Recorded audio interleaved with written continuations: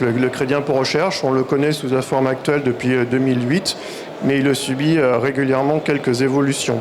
Donc, je vais vous parler de ces évolutions.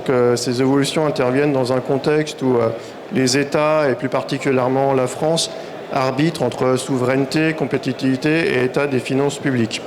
Un petit rappel, ce qu'est le crédit impôt recherche. C'est un crédit qui vient en déduction de l'impôt sur la société. Ce sont les 30 premiers % des dépenses de R&D sur les 100 premiers millions, et ensuite 5%. On voit que c'est un dispositif généreux. C'est un pilier d'attractivité de la France pour la R&D, la recherche privée en France. C'est en effet un dispositif qui coûte cher, plus de 7,6 milliards d'euros en France en 2024. Un dispositif généreux, très utilisé, qui coûte de plus en plus cher à l'administration, aux finances publiques.